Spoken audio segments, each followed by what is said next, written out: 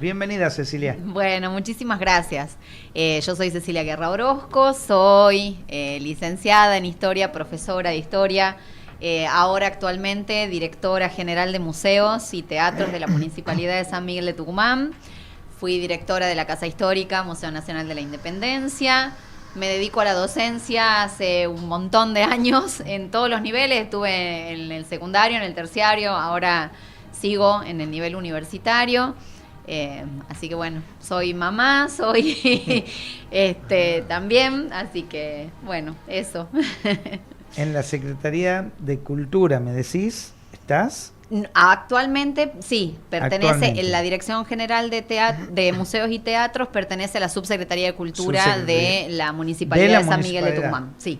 Bueno, vos sabés que me han dicho el otro día, ¿vos tenés algún arreglo con la municipalidad? O sea, no, le digo, lo que pasa es que muchos conocidos tengo, porque vino por acá la ingeniera Migliavaca, ¿no? Ah, sí. Julieta Migliavaca, vino también vino la doctora, no me puedo acordar, la doctora que está en el CIPROSA. Alejandra Trejo. Exactamente, o sea, hemos tenido varias personas de la municipalidad y me dicen, ¿vos has hecho algún arreglo? Bueno, ninguno. Mira, es que en Tucumán en realidad nos conocemos todos, ese es el tema, no importa dónde estemos trabajando, porque por ejemplo Julieta Migliavaca, que es la secretaria de Medio Ambiente, conmigo nos conocemos desde hace muchísimos años porque ella estudiaba con mi hermano en la universidad. Mi hermano también es ingeniero como Julieta, y entonces cuando yo era adolescente, Julieta iba a mi casa, estudiaba junto con mi hermano y nos conocemos de esa época. Y ahora, bueno, nos encuentra... en la función. En la función, sí, yo estoy nuevita, hace poquito estoy incorporada al equipo de la doctora Chala, muy contenta de la convocatoria, que me haya llamado y me haya convocado para dirigir los museos. La verdad que ha sido un hermoso desafío y también un mimo y un hermoso reconocimiento al laburo que uno viene haciendo, ¿no? Estuvo por acá la doctora también, vino esta señora Camila Giuliano, sí. Así que bueno. Es un lindo equipo, la verdad que bueno, a mí me han recibido muy bien, estoy muy contenta. No solamente en, digamos, la parte de la intendencia, sino también todo el personal de los museos, los subdirectores, los chicos que trabajan conmigo, porque la sede de la dirección está en la Casa de la Ciudad, en la Catamarca al 900, que mucha gente no la conoce. De paso invito que vayan. Hay muchos talleres que se dan ahí en la Casa de la Catamarca y también se pueden hacer otras actividades. Catamarca 920. Hay talleres de folclore, talleres de tango, talleres de yoga, de educación digital para adultos mayores, de tejido para adultos mayores. Tenemos otro de arte, de percusión, también para murga. Hay muchos talleres de inglés para adultos mayores. Estamos en coordinación también con la Dirección de Adultos Mayores ahí.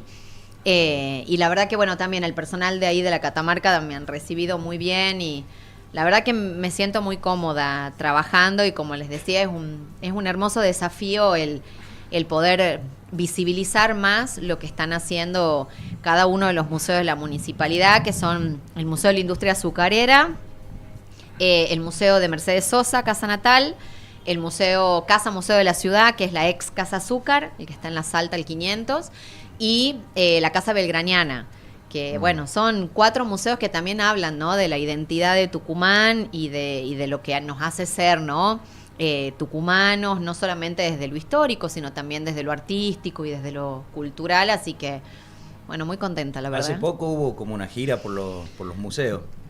Por las casas museos. Sí, hicimos un videíto porque el 18 de mayo fue el Día Internacional de los Museos, entonces bueno, un poco para invitar a la gente a que conozca nuestros museos municipales, hicimos ahí el video y ya estamos planificando qué vamos a hacer para la Noche de los Museos. Vinieron figuras importante, puede ser Felipe Piña, que lo vi.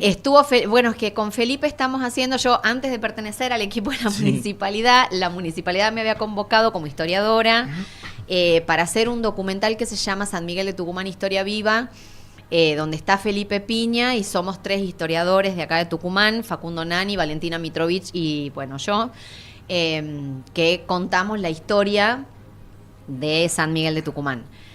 Pero la idea del documental no es solamente ver desde el punto de vista histórico la ciudad, sino también de las costumbres, desde lo cultural, lo artístico, todo lo simbólico también que nos hace ser, ¿no? Ciudadanos de esta ciudad de San Miguel de Tucumán. Entonces, bueno, se ha hablado digamos, dentro del documental está pensado que también haya artistas, no sé, sangucherías, el folclore, ¿no? De cuando se abren las persianas y empieza la actividad en el centro, las plazas, ¿no?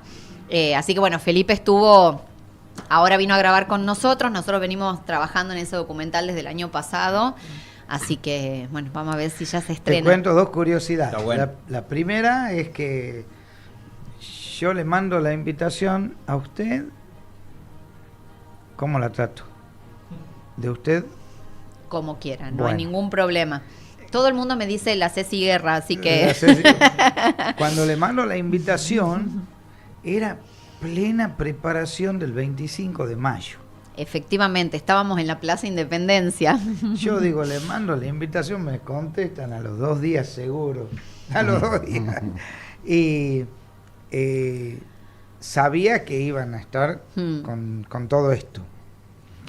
Entonces digo, bueno, vamos a preguntarle a la profe cuando venga aquí sobre la historia del 25 de mayo. Y otra cosa, de los historiadores, Sí. voy a nombrar la palabra, son tucumanazos. Porque vino antes Luis Giannicelli por acá. También, sí. Otro historiador. Puesta la camiseta de Tucumán, así que bueno, ahora te dejo a vos que nos ilustres un poquito sobre el 25 de mayo. Bueno, el 25 de mayo es una fecha muy importante porque de alguna manera da inicio, digamos, a todo un proceso que tiene un pico muy importante, que es la Declaración de Independencia. Hasta ahí quería llegar, nada más que no sabía cómo que durante 6 años, porque bueno, cuando inicia la revolución, que es el mal llamado primer gobierno patrio, que bueno, todos nosotros hemos estudiado una forma, el 25 de mayo, que hoy las investigaciones fueron avanzando y sabemos que no fue tan así. Es una historia la que nosotros estudiamos en el colegio, que estaba bastante más endulzada, más romantizada, ¿no? Y tiene mucho que ver con la conformación del Estado-Nación argentino, porque la Declaración de Independencia, el 9 de julio de 1816, tampoco es la llegada al Estado-Nación, porque después de esa declaración nosotros tenemos un proceso muy complejo en el cual no existe el Estado, porque el poder central cae en 1820 y empieza el proceso de autonomías provinciales. Recién se va a lograr una constitución aceptada por la mayoría, no por todos, en 1853, porque nuestra constitución no es aceptada por Buenos Aires. Claro. En 1854 Buenos Aires se separa de la Confederación. Sobre todo tiene que ver con la cuestión de la capital, ¿no? Y el tema de los ingresos de la aduana y cómo se nacionaliza eso. Entonces, recién podemos decir que desde 1880, 1890 podemos hablar del Estado-Nación argentino. Y ahí es donde empieza también a fortalecerse un sistema educativo obligatorio, ¿no? Para todo el territorio nacional. Y ahí es donde entran a jugar las fechas patrias, ¿no? Y entonces construir esta historia y esta argentinidad, bueno, se va a tratar de armar como este mito, ¿no? De ya desde 1810 éramos argentinos, esta idea del pueblo quiere saber de qué se trata, todo el mundo involucrado con la política, con la cuestión nacional. Que French y Beruti repartan escarapelas también nace de ahí. Porque es necesario construir esa argentinidad, porque la patria como nosotros hoy la sentimos o la conocemos, no se gesta en el 10, ni en el 16, ni en el 20, ni en el 50, digamos, demora mucho tiempo en que cada una de las personas que vive en este territorio sientan que la patria es igual a la Argentina.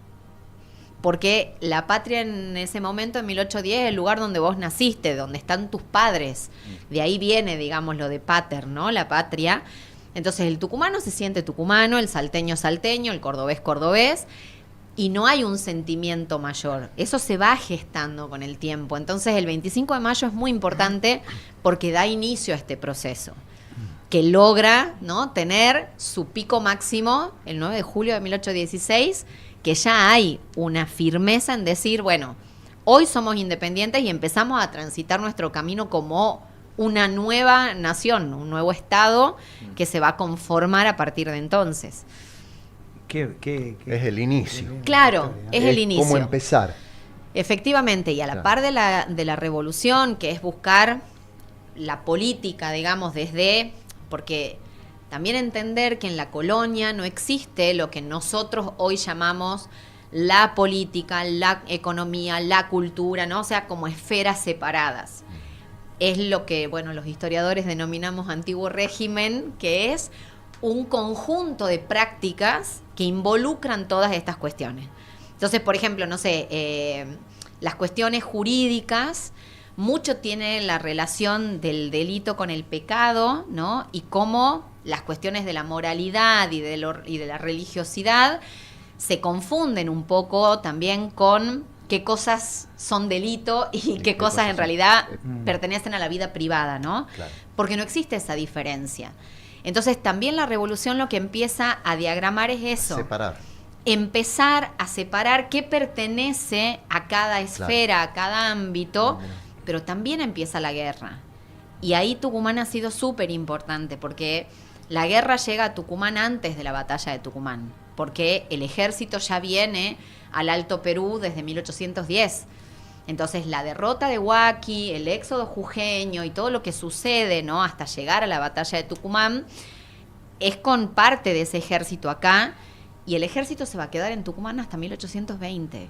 Es mucho tiempo en el cual nuestra ciudad, que en ese momento tenía aproximadamente 5.000 habitantes, la ciudad, ¿no?, porque la campaña más o menos sumaban unos 20.000, pero igual son muy pocas personas, duplica la población con el ejército. Pero el ejército que se queda acá duplicando esa población, o sea, es el doble de la gente que ya vivía en la ciudad, no trabaja, porque están dedicados, digamos, a la guerra. Entonces, el costo económico y político que tiene la guerra para Tucumán es muy importante también. Entonces, modifica todas las estructuras en nuestra ciudad, la llegada del ejército, ¿no? De hecho, la construcción de la Ciudadela, que bueno, hoy es un barrio. Ahí está. Hoy es... Es lo único que pueden guardar como Profe, victoria, ¿desde cuándo? Dígale fecha, Ciudadela. Perdón, yo además quiero decir que soy hincha fanática de San Martín, pero eso tengo que confesarlo. Claro. Se acaba de... En los colores se nota. Y porque los historiadores tenemos que ser de San Martín, ¿cómo no vamos a ser de San Martín? Claro. Lleva el nombre del general, ¿cómo no? Se acaba de ir el doctor Joldi, no ha dejado ninguna pastillita, pero... No, pero digo, hoy que es un barrio y que se relaciona con el equipo de fútbol, ¿no? En realidad, en ese espacio donde fue la batalla, San Martín pide que se haga una fortaleza. La Ciudadela en realidad es como una pequeña ciudad, digamos, con una fortaleza donde adentro funciona una enfermería, funciona huerta, está el ejército ahí para resguardar de alguna forma los pertrechos, digamos, por si se necesitaba enviar tropas para Güemes, que estaba, digamos, ayudando a soportar la frontera en el norte, mientras se hacía la campaña, O sea, ¿no?, de San Tucumán Martín. era una base militar prácticamente. Sí, efectivamente, por eso es que se crea la Ciudadela, con el nombre de una ciudad fortificada dentro de otra ciudad, por eso se llama de esa forma y es la Ciudadela, que es en el lugar donde hoy es el barrio. Por eso es un barrio con tanta historia y muchas familias, por ejemplo, que construyeron sus casas después, ¿no?, de la batalla a partir del siglo XX, que empieza la ciudad a expandirse también hacia ese sector, ¿no?, de la ciudad de San Miguel. Muchas familias tienen en sus casas balas de cañón, por ejemplo, hebillas de los cintos, tienen armas, tienen espadas que han ido encontrando cuando se remueve el terreno y van haciendo la construcción de sus casas, ¿no? Que muchos lo atesoran como parte de su historia familiar y no como si fuese un patrimonio de la ciudad, ¿no? Claro. Pero bueno, Tucumán es una ciudad, una provincia que tiene muchísima historia, no solamente, o sea, no se termina la participación tucumana en la historia nacional con la independencia, ¿no?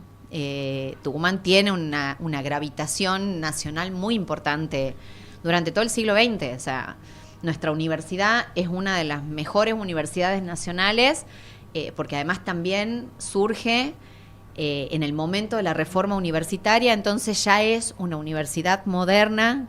Y en Tucumán, por ejemplo, no hubo nunca cargos vitalicios, siempre existió el gobierno tripartito, los profesores por concurso, la participación estudiantil, porque la universidad se crea en 1814 y ya en 1914 y 1918 se hace la reforma y ya se introducen esos postulados reformistas y se hace mucho más fuerte cuando se nacionaliza la universidad en el 21. Entonces, Tucumán ha sido una ciudad muy pujante siempre y ni que hablar con la industria azucarera, ¿no? Entonces, tenemos una historia maravillosa en esta provincia. Es importante enseñar historia. Muy. Yo cuando... yo les digo a mis alumnos en la facultad que están estudiando la mejor carrera que se puede estudiar, y no porque yo soy historiadora, un poco sí porque defiendo la profesión, pero... es parte de la identidad creo de que uno, creo que la historia además te da una posibilidad de tener un bagaje cultural para poder entender también la realidad, leer un diario y poder comprender lo que se está viviendo y poder leer de otra forma, ¿no? La realidad. Es como uno ve a veces algunos episodios de la historia y es como actualidad viva en el momento, sí. Bueno, hay muchas cosas que son similares, pero porque la historia está hecha por los hombres y los humanos solemos cometer los mismos errores y muchas veces actuamos de las mismas maneras, ¿no? Pero eso también te da la historia, entender que por más de que haya procesos que son similares, no es lo mismo 1810 que 1850 que la actualidad. Entonces, hacer esos paralelismos no es tan bueno porque...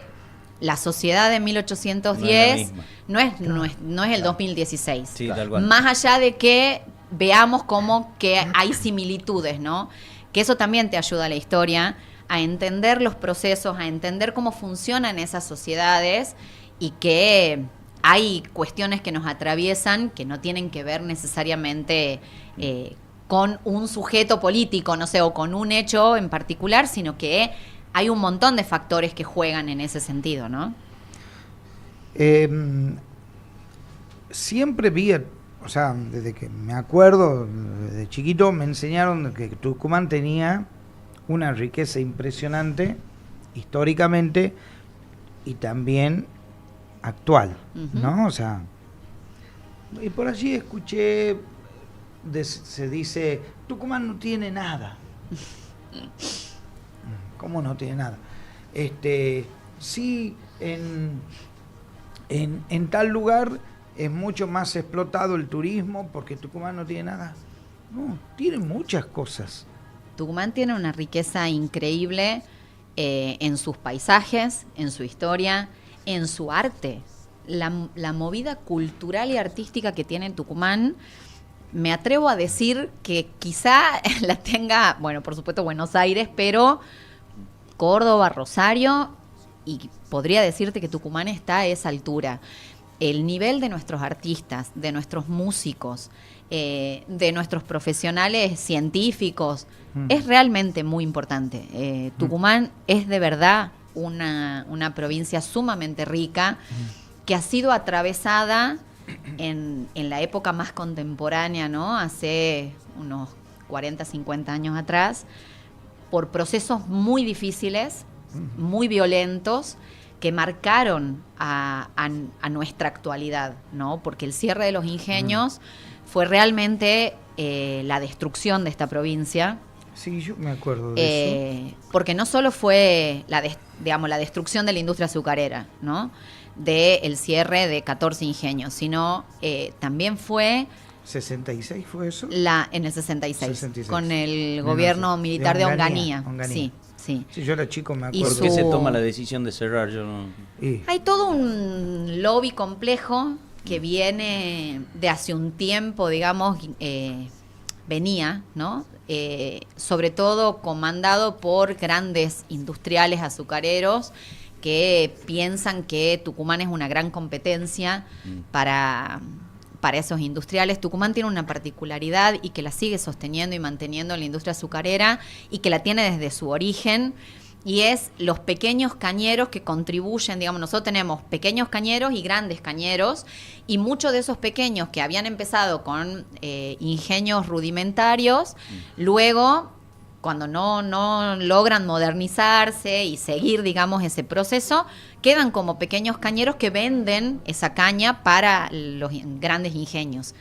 Esa relación entre los pequeños cañeros, la gente que vive en los ingenios, el industrial, no es lo que comúnmente se utiliza o se hace, digamos, en otras industrias azucareras, Salta, por ejemplo, ¿no? Entonces, esa particularidad hace que los movimientos también sindicales y gremiales sean mucho más importantes, ¿no? Y que protejan cada uno esos espacios. Y Tucumán tiene un gran crecimiento. Siempre se dijo que era una cuestión de monocultivo cuando se empieza a crecer con la industria azucarera. Si bien empieza a ocupar un gran porcentaje de la producción económica, Tucumán no dejó nunca de producir otras cosas. Otros productos, digamos, agrícolas, pero también ganadería, también otras cuestiones que tienen que ver con las artesanías y demás. Eso no se deja de lado, se produce menos, lógicamente, con el gran crecimiento industrial. Y en el 66, digamos, lo que dice el comunicado es que es por una cuestión de productividad, y entonces los ingenios que no se puedan adaptar a ese requerimiento productivo no van a poder seguir sosteniendo su producción. Claro.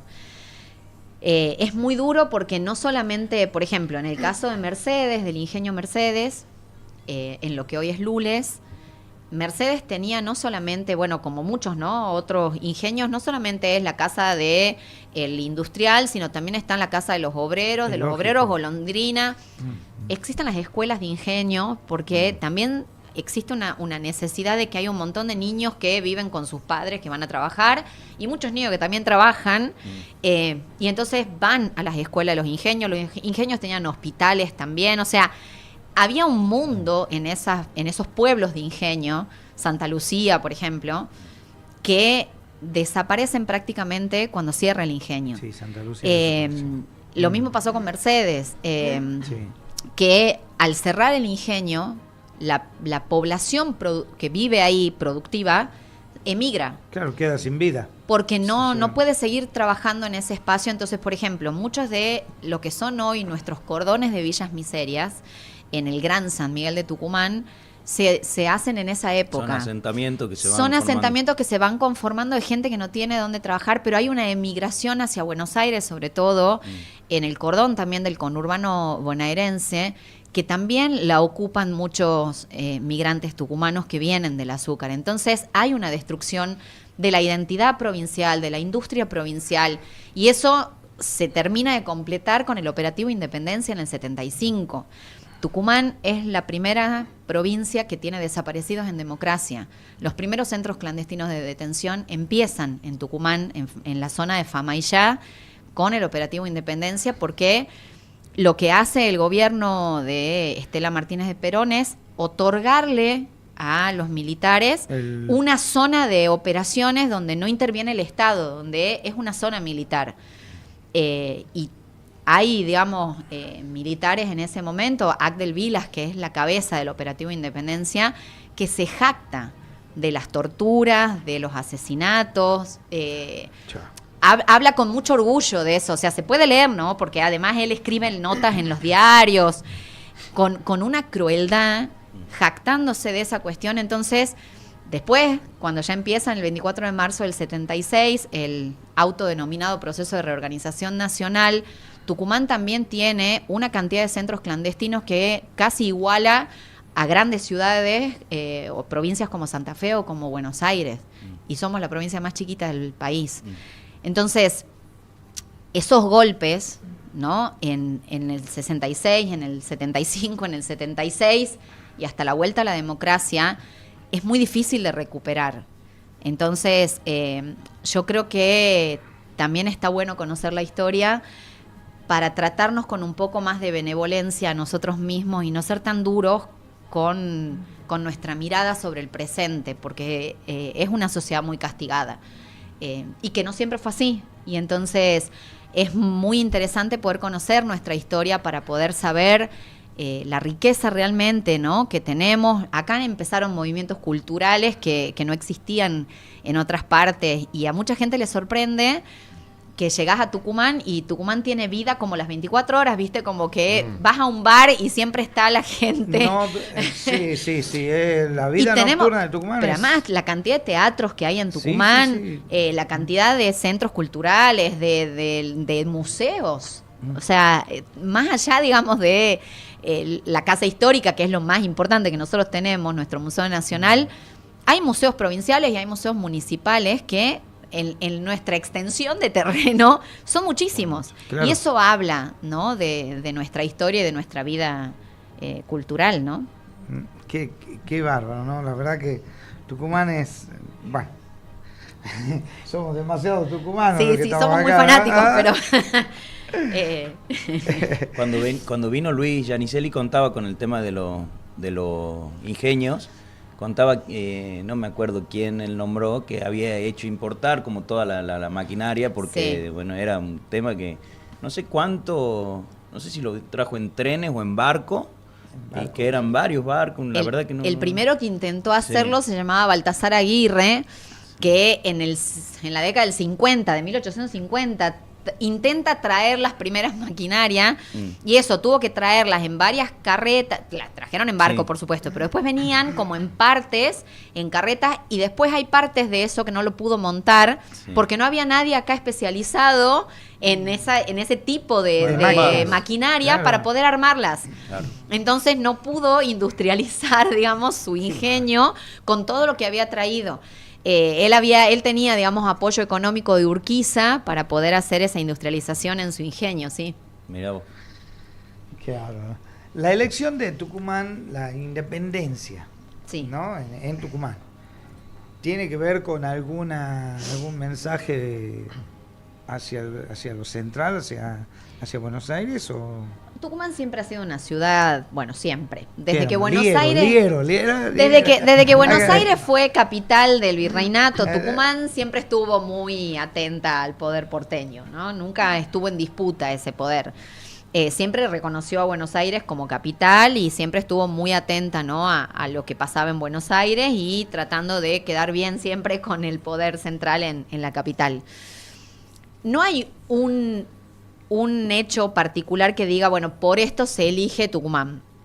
Pero hay varias hipótesis que se manejan. Primero, Tucumán queda muy bien posicionada y es la primera que se le otorga el título, digamos, de provincia, que el primer gobernador va a ser Bernabé Araoz en 1814. Es la primera de las ciudades que va a tener su categoría de provincia por el triunfo de la batalla de Tucumán, porque es la primera batalla que gana el ejército revolucionario. Nosotros veníamos perdiendo todas las batallas y la primera que gana el ejército revolucionario es Tucumán el 24 de septiembre de 1812. Entonces, Tucumán queda muy bien posicionada en ese sentido. Después, bueno, todas las ayudas económicas que también, con los que yo les contaba, ¿no?, con cargarse la guerra al hombro y demás, también es muy importante esa participación.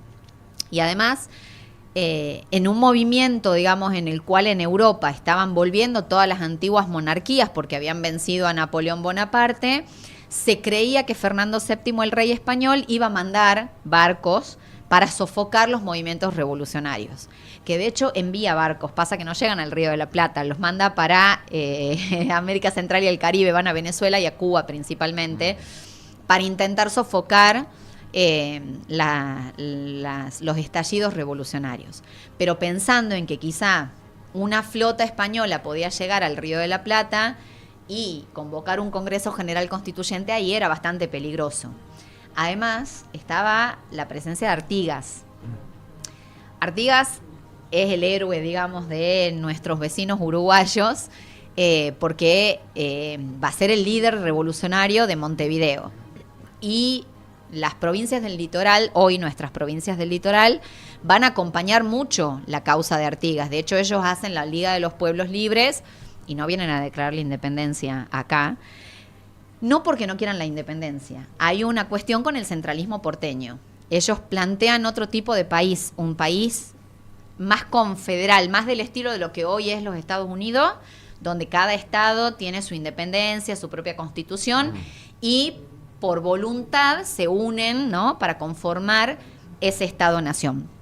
Entonces, un poco esa era la idea de la Liga de los Pueblos Libres y de Artigas. Entonces, el centralismo porteño, de hecho, vienen no dejándoles participar a los diputados de Montevideo en la Asamblea del año 13, ¿no? Entonces, también era peligroso hacer el Congreso ahí, teniéndolo a Artigas y a todos los muchachos del litoral. Entonces, de alguna forma, Tucumán es un espacio neutral, ¿no? Y es una ciudad que le responde a Buenos Aires y que de alguna forma protegía ese proyecto, ¿no?, que se estaba debatiendo. ¿De Brasil también había riesgo de los portugueses? Los portugueses todo el tiempo.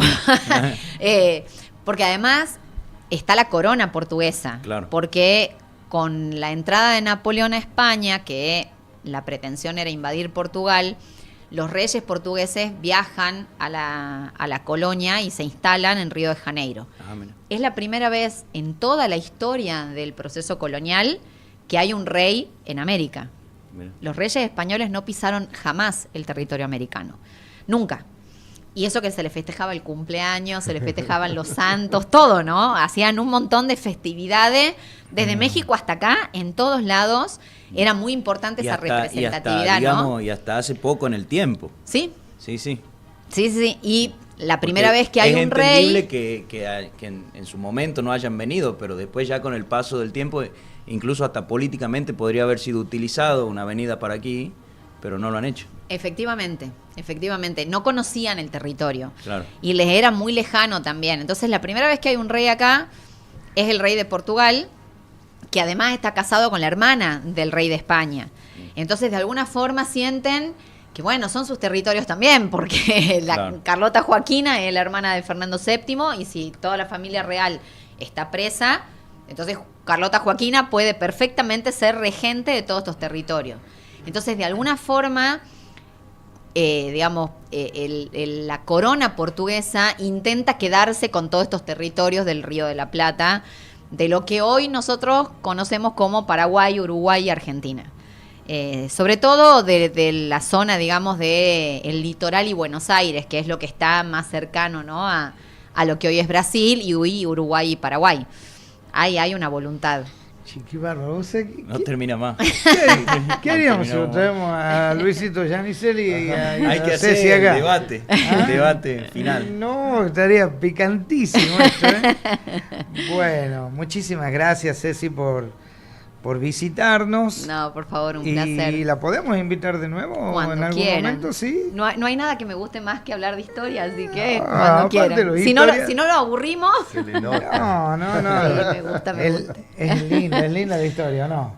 Sí, señor. Sí. Así que bueno, muy, muy agradecido. La Casa Azúcar, algún día me vas a contar la historia de la Casa Azúcar. Es preciosa casa, sí. ¿Eh? Tiene una historia muy interesante esa casa. Hoy se llama Casa Museo de la Ciudad y alberga ahí la historia un poco de cómo se gesta esta ciudad, ¿no? Desde Ibatín al traslado a la Toma, su flora, su fauna y la ciudad actual, así que, bueno, de Y paso... hay muchos eventos también. Yo vivo ahí arriba y está lleno de cosas, y lo ve a todos los porque eventos. hoy lo que está faltando también es un espacio, ¿no?, para que los artistas tengan Sí. un lugar para exponer sus obras y demás. Entonces, de alguna forma, la Casa Museo se ha transformado también, ¿no?, en un espacio que alberga y es lindo porque va mucha familia. Van ahí. es familia. hermoso. Bueno, de paso invitamos que vayan a ver la muestra de Donato Grima, que es uno de los artistas más reconocidos que tiene Tucumán. De hecho, hay obras de él que están expuestas en museos de Nueva York. Es tucumano, es nuestro. ¿Zúcar era embajador? Ha sido, sí. Era embajador, Sí. ¿no? Zúcar. Sí. Bueno, ahí yo he conocido sería una tía abuela mía, Ajá. María de Zúcar. Mira. Y luego vive allí José Luis, que el hijo, que tenía en la 25 y Marcos Paz, la esquina esa, ¿cómo se llama? José. Ah, hace un montón. Bueno, estamos hablando de historia. Claro, sí. ¿Qué tal? Sí. Y yo cuando yo era chico íbamos a esa casa Mirá. y una de las camas la heredó mi mamá Mirá qué lindo. y se la pasó a mi hija. Mirá. Y mi hija no quería dar la cama. Ya se había cambiado tu Ya hermana. me acuerdo qué cama es, sí. ¿Te acordás cuando La tenía cama, los- 100 años el tenía. patrimonio no lo quería soltar. No, era la cama chica. Claro. Con los plateados, tenía Sí. las cosas plateadas. Y Sí, era como todo un espaldar de hierro, también estaba muy lindo. Labrado. Claro. Labrado, todo labrado. No, imposible, eso no hay No, ahora. no existe, no. Así que yo cada vez que paso me acuerdo de eso. Mira vos. Mirá, qué lindo. Así que la Casa Azúcar. Bueno, Bueno. Ceci, muchas gracias No, por por habernos favor, visitado. un Es placer. importante la historia y es importante que todos desde chiquito estudiemos historia. Y desde chiquito no sé, la educación es fundamental, por eso también es parte de este programa. Tenemos también una parte del equipo que habla de educación financiera, ¿no? Que de los niños, si hay que enseñarles eso, ¿viste? Para que se puedan fortalecer en Tal cual. en toda su economía.